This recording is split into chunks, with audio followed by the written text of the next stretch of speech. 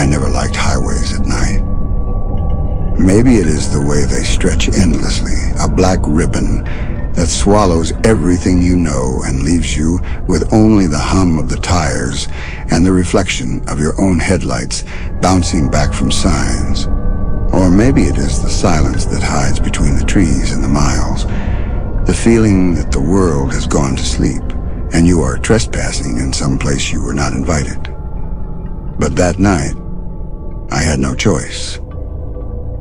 We had been driving since afternoon, 3 of us packed into the car. Me at the wheel, my friend Michael riding shotgun, and Anna in the back seat. The plan was simple. Reach the coast before sunrise, camp by the cliffs, and watch the morning burn across the water. It sounded like the kind of thing we needed after weeks of work and worry. A little escape, nothing dramatic. The map had shown a shorter road, one that cut through the hills and forests instead of wrapping around the bigger towns. The line on the screen looked harmless, even inviting. 2 hours saved, Michael had said, tapping the GPS. So we took it. The sun dropped quick. The road narrowed, bending tighter with every mile, the trees pressing close until their branches knitted overhead. My headlights reached only a few feet ahead, catching trunks, leaves, and the occasional sign half buried in moss. At first it was peaceful. We played music low, talked about nothing. Anna leaned her head against the glass and watched the blur of branches. Michael told stories that were only half true, and I laughed anyway. And then the fuel light blinked. I cursed under my breath. We had filled up that morning, but the detour had eaten more than expected. Relax, Michael said, pointing at the screen. There's a gas station up ahead. But when we reached where the map promised it would be, there was nothing. Just a gravel turnout, weeds sprouting through cracks, and the rusted skeleton of a pump long dead. The sign above it still clung to life, faint letters peeling, fuel snacks. Anna sat up straighter. Maybe we should turn back. I wanted to, I really did. But the idea of retracing 2 hours, of swallowing all that distance again, felt heavier than pushing forward. I said, there must be another one ahead. We just keep going. The trees thickened. The road climbed and fell like the back of some sleeping creature. Fog slipped in, rolling across the pavement in thin fingers. I tightened my grip on the wheel. That was when we saw the first car. It was pulled onto the shoulder, a sedan, doors open, no lights. I slowed instinctively, leaning to look. The seats were empty. A blanket hung from the back, fluttering slightly in the draft. No people, no sound. Breakdown, Michael muttered, but his voice had no conviction. We drove on. Not half a mile later, another car. This one was older, a pickup. Hood up, headlights still on through dim, battery dying, driver's door wide. No one inside. Okay, that's weird, Anna whispered. I felt it too. A pressure building in the silence, a wrongness that clung heavier than fog. Still, I pressed the gas, eager to pass both vehicles behind us. Then, as the road curved sharply left, the beams of my headlights caught something. A man. He stood in the center of the lane, head bowed, arms limp at his sides. His clothes hung loose, dark with stains. I slammed the brakes, tires screaming against asphalt. The car lurched, and we stopped only a few feet short. Jesus! Michael shouted. The man did not move. He did not even look up. His skin was pale, too pale, his hair matted. Should we? Anna began, but I cut her off. No. I swerved hard, steering around him. For a moment, the headlights painted his face. His eyes were open, wide, and empty. Not blind, not dead, but emptied of something vital. Anna whimpered. We drove faster after that. The road offered no comfort. More cars appeared, one after another, abandoned, twisted slightly on the shoulders, doors ajar as though the people had left in a hurry. Some still had luggage piled in the back, toys scattered across seats, jackets thrown over dashboards, lives interrupted mid-motion. And then we saw them. Figures scattered along the roadside. Men, women, even children. Standing still, facing the trees or the pavement, heads bent, arms slack. Always the same stillness, the same hollow eyes when the headlights brushed across. They did not react to the car, not even when the horn blasted. Michael's hands clenched into fists on his knees. "What the hell is this?" No one answered. We just drove. The fuel gauge dipped lower. My throat tightened with every mile. The map showed nothing ahead but more road, more forest. I felt trapped in a loop, as if the same stretch repeated beneath the wheels again and again. Then the GPS glitched. The screen froze, flickered, and when it returned, the map showed only a single line stretching forward into nothing. No towns, no stations, no names, just road. Anna began to cry quietly. I wanted to comfort her, but I could not look away from the dark ahead. My chest ached with fear I could not voice. At last, the car shuddered. The engine coughed. The gauge lay flat against empty. We rolled to a stop. Silence felt heavier than before, only the ticking of the engine cooling. I turned the key once, twice. Nothing. The three of us sat frozen. Then faintly from the trees came movement. Not footsteps, but a shift, a ripple, as if the forest itself breathed. Shapes appeared between trunks. Pale faces, hollow eyes. Slowly they stepped forward. Dozens of them. Maybe more. Anna screamed. Michael grabbed the handle, but I shouted, "Stay in the car!" My own voice shook. The figures gathered, surrounding us. They did not speak, did not blink, just stared. Their presence pressed against the glass, against our lungs. Then, without warning, every head tilted upward at the same time. Their mouths opened wide. From them came no sound, only the rush of wind, the sudden roar of the engine, though I had not touched the key. The car shuddered, headlights blazed, and before I knew it, we were moving. I did not steer. The wheel turned itself, the road blurred beneath us faster, faster, until trees became streaks of shadow and the sky tore open. I do not remember how long it lasted.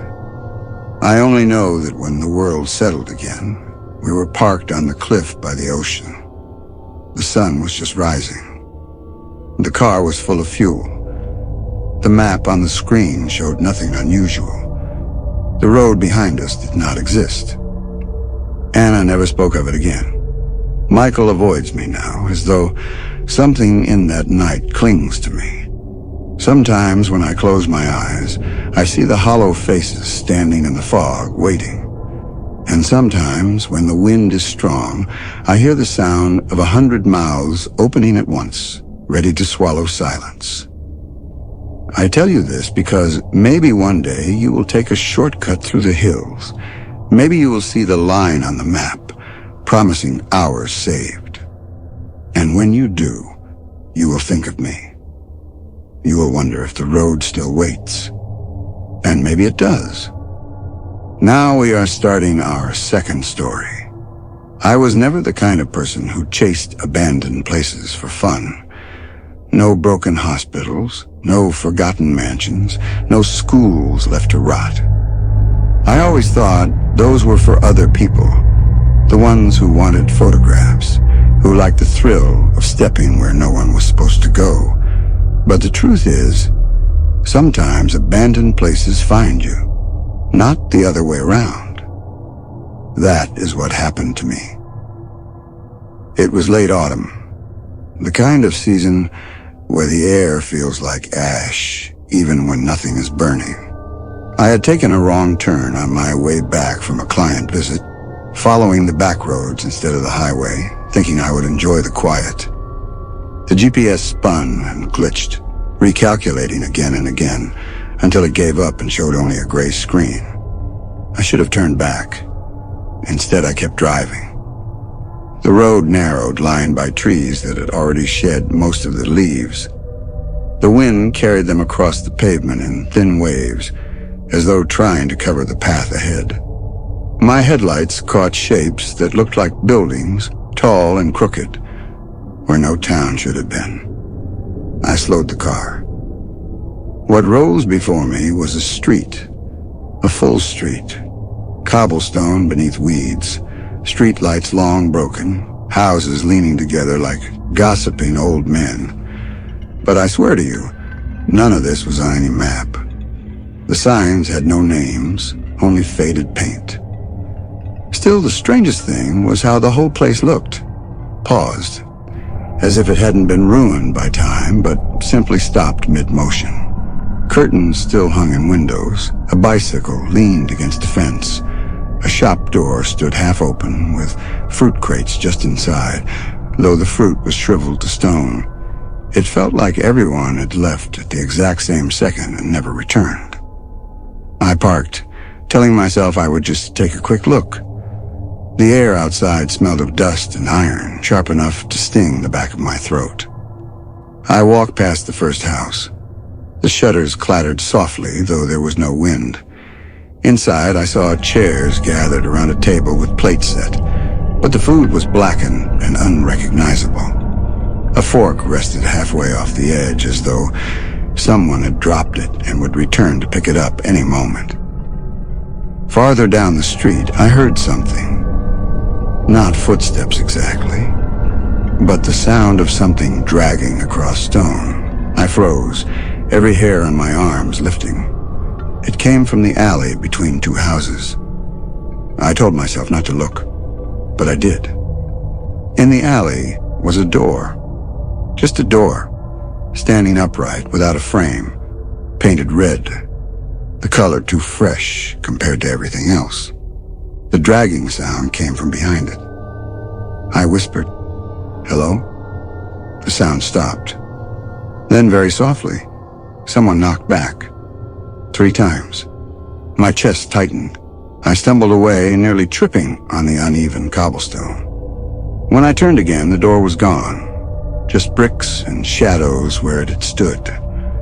I wanted to leave. Truly I did. But something pulled me deeper, as though the street bent around me and guided my steps. I passed the shop with the fruit crates, the shriveled apples crumbling at my touch. The air inside was thick, choking. I swore I heard whispers from the shelves. At the far end of the street, I found a school. The windows were intact, but black with soot, like they had been painted from the inside. The doors hung open. Against all reason, I went in. The hall smelled of chalk and wet stone. Desks lined the classrooms, each with papers still on top. The writing made no sense. Rows of letters repeating, symbols I didn't recognize, drawn again and again until the pages tore. And then I heard it. The sound of children laughing. Not close, not clear, but distant, echoing through the walls. I felt my knees weaken. The laughter didn't fade. It grew louder, sharper, until it was no longer joy, but something jagged, like nails on glass. I ran. The exit was farther than it should have been. The hall stretched, turned, swallowed itself. I burst into the street again, gasping, but the town had changed. The houses leaned closer, roofs bending until the sky was only a slit. The bicycle was gone. The curtains in the windows all hung open, and I swear the shadows inside leaned forward to watch me. I sprinted to my car, heart slamming. But where the car had been was only cobblestone, empty space. No vehicle, no tracks, as if I had never arrived by road at all. Behind me, the dragging sound returned. Slow, steady, coming closer. I turned once. The red door stood in the street now, upright, impossible, humming faintly. Something on the other side pressed against it, straining to come through.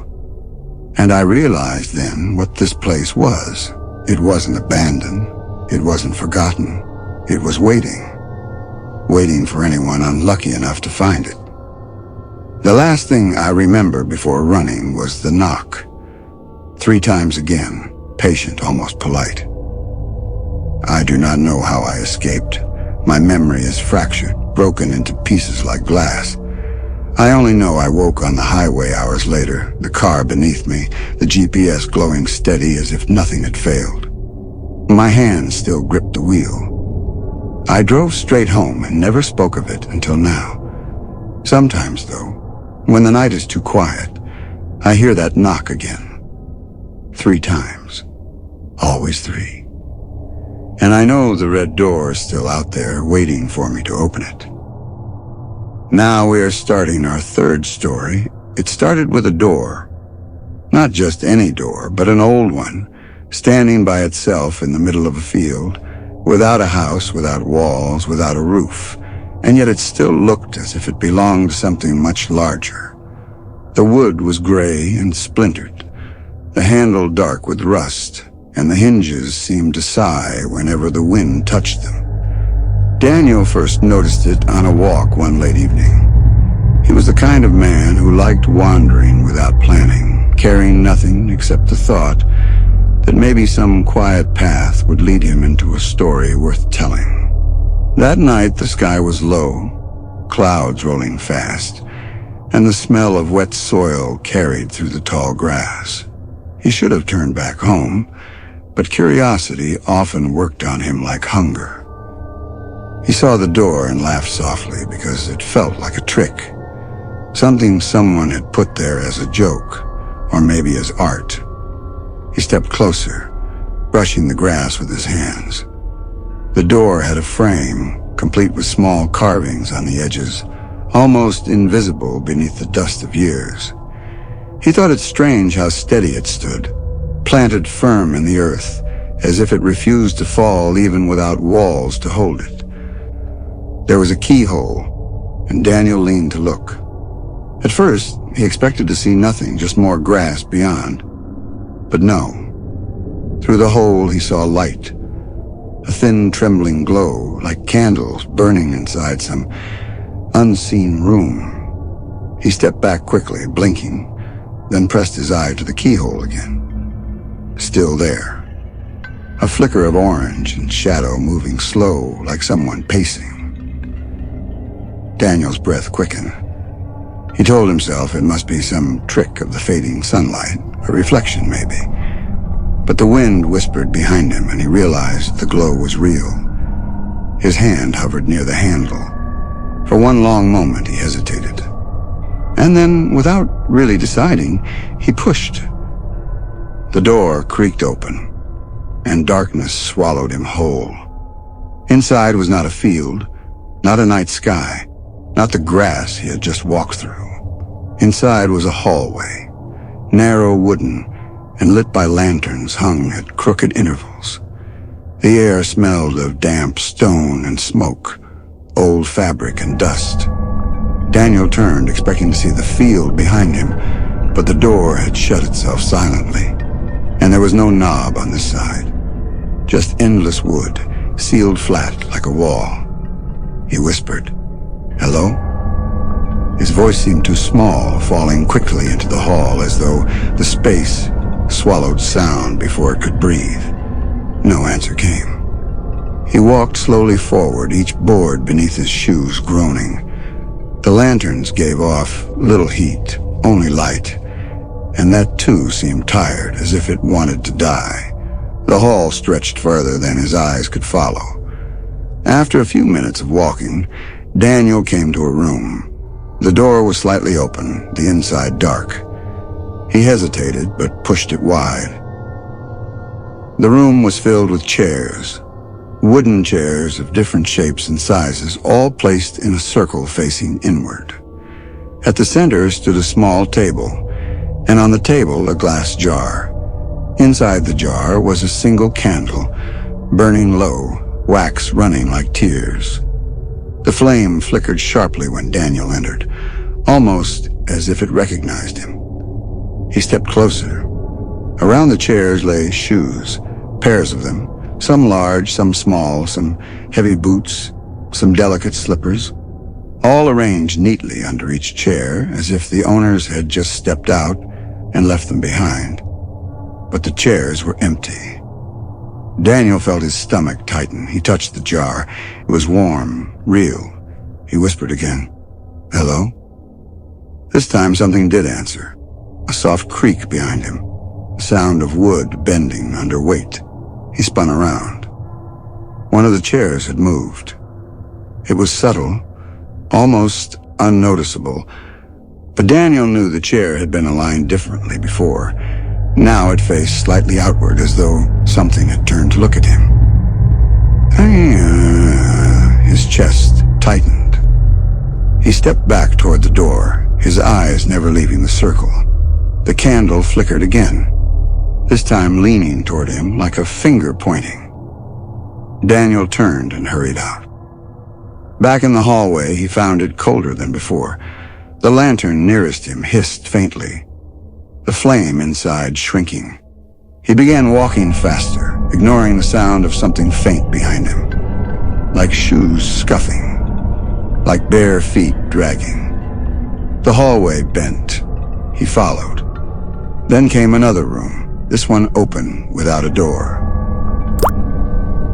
Inside stood a dining table stretched long, covered with plates and cups, each set neatly for a meal. But the plates were not empty. On every one lay meat, raw and glistening, cut thick, the edges dark with drying blood. Knives rested beside each plate, sharp, silver, waiting. Daniel gagged, covering his mouth. The smell was iron-heavy, fresh, wrong. The candles along the table burned brighter than the hall lanterns, casting shadows of empty chairs. He felt eyes watching, though no one sat there. A single chair at the far end scraped against the floor, slow, deliberate. Daniel stumbled back, heart hammering, then fled. The hallway swallowed him again. He lost track of time. Doors appeared, each leading to stranger places. A bedroom where the sheets breathed, rising and falling as if someone invisible slept within. A library where every book lay open, pages turning, though there was no wind. A bathroom where the mirror showed him not his own reflection, but a version of himself, older, eyes hollow, skin pale. He ran. His footsteps echoed endlessly. He tried counting turns, but the hall seemed to rearrange itself. Every time he thought he recognized a lantern or a crack in the floor, it appeared again farther ahead, mocking him. At last, he collapsed against the wall, chest heaving. The wood beneath his hand felt warm, almost pulsing. He jerked back, realizing it throbbed like flesh. The lantern above hissed louder, then died. Darkness fell. And in that darkness, he heard them. The shoes from the first room. The scuff of many feet, slow, dragging closer. He could not see them, but he knew the chairs were empty no longer. They had risen. They were walking. Daniel stumbled forward, arms outstretched. His hand brushed another door. Desperate, he shoved it open. This room was smaller, a nursery. Tiny beds lined the walls, each with a blanket pulled tight. Toys lay scattered across the floor, wooden dolls, stuffed animals, blocks. At first, the silence seemed merciful. Then one of the dolls turned its head. It did not jerk or snap. It turned smoothly, naturally, its painted eyes fixing on him. Another doll followed, then another, until every toy in the room faced him. And from beneath the blankets came whispers, childlike, soft, overlapping. Stay, stay, stay. Daniel fled again, tears sting his eyes. The whispers followed him into the hall, echoing long after the nursery was gone. He began to scream for help. His voice bounced back at him, warped, as though someone else screamed his words from far away. He thought of the door in the field, the way it had stood so harmless, so silent, and cursed himself for touching it. At last, he came upon a staircase, winding downward into black. With no choice, he descended. The steps moaned under his weight. The air grew thicker, heavy with rot. At the bottom, he found a great door of iron chained across. Yet between the chains, light seeped. Faint, golden, warm. It looked like sunlight. Hope surged in him. He clawed at the chains, tugging, pulling. They rattled but held. His fingers bled against the iron. He screamed again, pounding his fists. From the darkness behind, the footsteps came closer. Dozens of them now, circling. Daniel pressed his face to the gap. Through it, he saw a meadow, bright and green, birds rising in the distance. The real world. The door out. He cried, begging, throwing himself against the chains. And then he saw it. His own body, walking freely across the meadow. His face calm, his steps steady, and his clothes is the same. Another Daniel, alive, whole, smiling faintly as he disappeared into the horizon. The truth struck him like ice. The door had not led him into a place. It had taken him out of one. He was not trapped inside the house. The house was trapped inside him. The footsteps reached the stairs. Shadows stretched long across the walls. The candlelight of the first room flared in his memory. The circle of chairs waiting, waiting. A voice spoke, low and steady, close to his ear, though no one stood there. "Sit." And Daniel understood. The house had always been waiting for him, for someone foolish enough to open the door, to step inside, to take the empty seat. He screamed one last time, but the sound was devoured, falling into endless dark. When the villagers found the door in the field days later, they said it was only wood and rust. A harmless thing. But those who pressed their eye to the keyhole swore they saw a man sitting in a chair, staring back, his lips moving though no sound came. They swore his eyes begged them not to enter.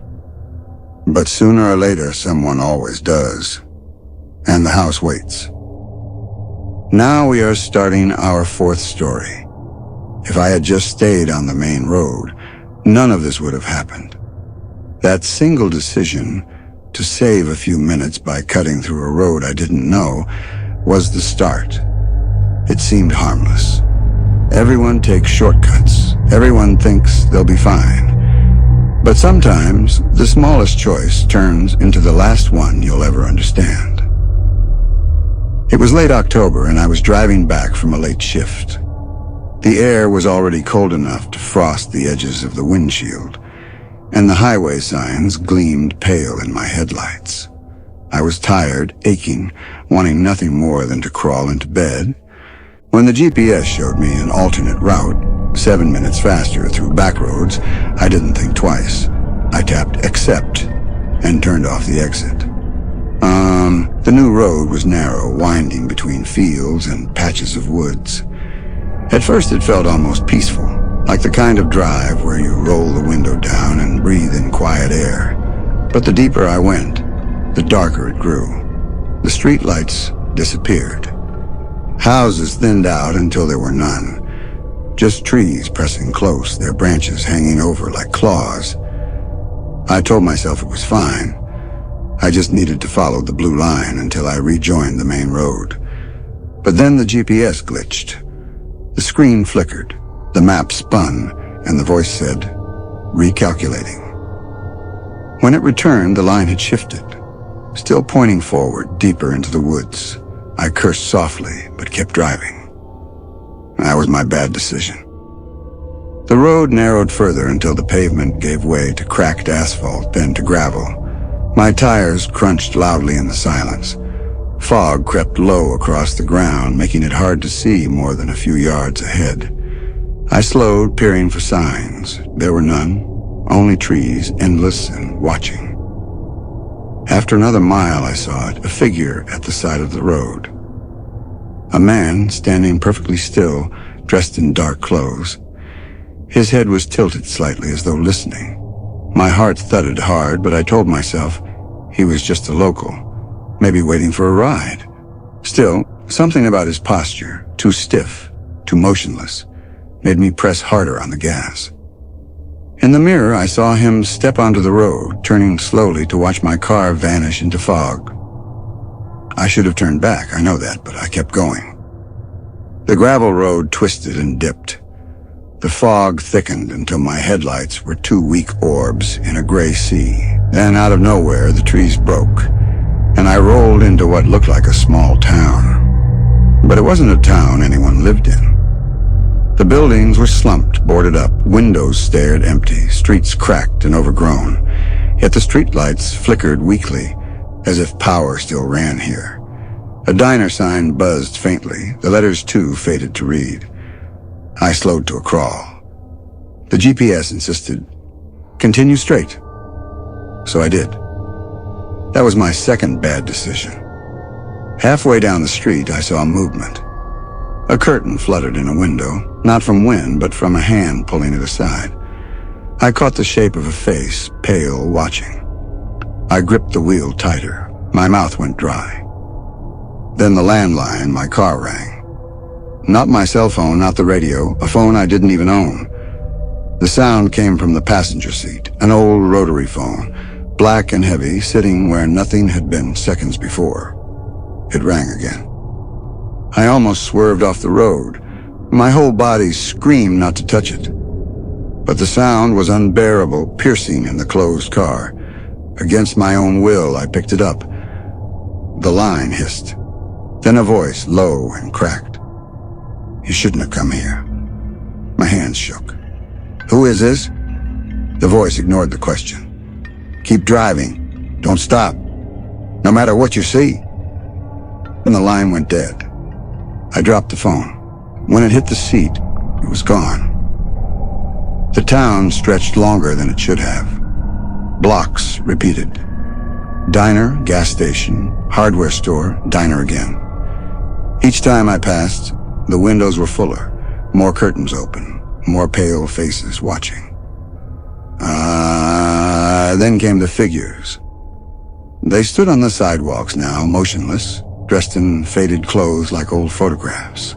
Men, women, even children, heads tilted, arms slack. Their eyes reflected my headlights, like glass. I pressed the gas harder, and my engine roared, but the speedometer didn't rise. The road dragged, holding me in place. One of the figures stepped into the street ahead.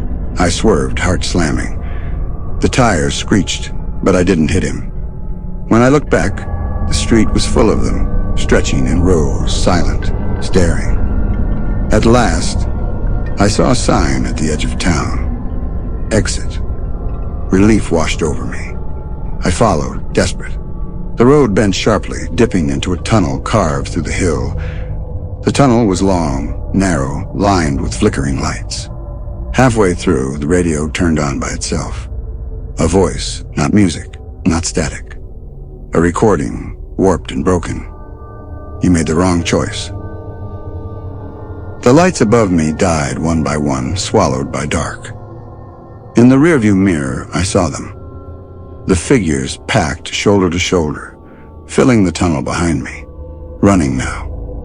Their faces no longer blank but twisted, mouths wide, eyes burning. I screamed and slammed the gas. The tunnel spat me out into night. The figures didn't follow. I drove without stopping until my headlights caught the blessed green sign of the highway. I don't remember the rest of the drive. I only know I stumbled into my house hours later, shaking, exhausted, alive. But sometimes, when I take a wrong turn, when the GPS glitches, when I see a face in the corner of a window, I wonder if I ever really left. 'Cause the phone in my car still rings. And one day, I know I'll answer again. Now we are starting our 5th story. I always thought being home alone was no big deal. I wasn't a child anymore, and the house wasn't old or creaky.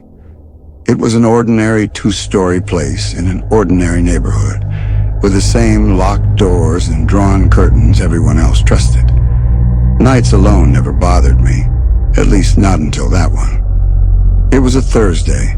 My parents had gone out of town. My brother was staying with a friend, and I had the house to myself. I liked the quiet. I ordered food, watched a movie, and settled in with my phone. Around 11 p.m., I was about to head upstairs when the landline rang. That was the first odd thing. Nobody ever called the landline anymore. I let it ring twice, then picked it up. Hello? Silence. Not the kind of silence where someone's about to speak, but the kind where you can hear them breathing. Slow, steady. Just listening. I froze. Who's this? The line clicked dead. I tried to laugh it off, probably a wrong number, or some teenager messing around. I went upstairs, brushed my teeth, and crawled into bed. The house was still, and soon my eyes grew heavy. Then the phone rang again. I sat up, heart thudding. The sound carried through the quiet like a scream. I forced myself to answer. This time, a voice. Low, rough, like someone trying not to be recognized. Don't hang up. My throat tightened. What do you want? The voice didn't answer my question. Instead, it whispered, you shouldn't be alone. I slammed the phone down. My hands shook. I checked every lock in the house twice, pulled the curtains tighter, and returned upstairs. I told myself it was just a prank. Nothing more. But at 12:30, the phone rang again. I didn't want to answer. Every part of me screamed not to, but I also knew the sound wouldn't stop if I ignored it. So I picked up, hand trembling. This time, the voice was almost amused. You locked the back door. Good. But the basement window's still open. I dropped the phone. My skin went cold. The basement. I hadn't even thought about the basement. I grabbed the nearest heavy thing I could, a lamp, and crept downstairs. Every step felt like a drumbeat. The basement door stood at the end of the hall, closed, quiet. My hand shook as I reached for the knob. Inside, everything looked normal. The single bulb glowed weakly. Boxes stacked, tools hung neatly. And the window, yes, it was open a crack. I cursed myself and shoved it shut, latching it tight. I tried to believe that was it. Maybe the caller had guessed, maybe it was coincidence. But deep down, I knew someone had been watching. Back upstairs, I unplugged the landline. The silence felt like relief. I sat on the couch, lamp still clutched in my hand, telling myself the night would end if I just waited. But then my cell phone rang. The same unknown number. I almost threw it away, but something in me answered. This time, no whisper, just breathing again. Slow, deep, like whoever it was wanted me to hear how close they were. Then quietly, don't turn around. I froze solid. My back prickled. Every instinct screamed to spin, to check, to prove nothing was there. But I couldn't move, couldn't breathe. The silence stretched. My phone slipped in my sweaty grip, and then as suddenly as it began, the line went dead. I whipped around, lamp raised high. Nothing. Just the curtains, the couch, the silent room. I didn't sleep that night. I sat in the corner until daylight finally crawled through the windows. When the sun was up, I searched every inch of the house. Every lock was secure, every room was empty. But here's the part that keeps me awake even now. On the kitchen counter beside the unplugged landline lay the phone's receiver. Off the hook. I had left it on. Someone had put it back. All right, guys, that's it for today's video. Honestly, making these long videos takes a lot of effort, time, and sleepless nights. So if you enjoyed it even a little bit, do show some love. Hit that subscribe button, turn on the bell icon so you don't miss the next one, and of course, like, share, and drop a comment. Your support really means the world to me. Every single comment and subscribe motivates me to keep going and create even better content for you all. So yeah, I'll see you in the next video. Till then, stay safe, stay awesome, and take care.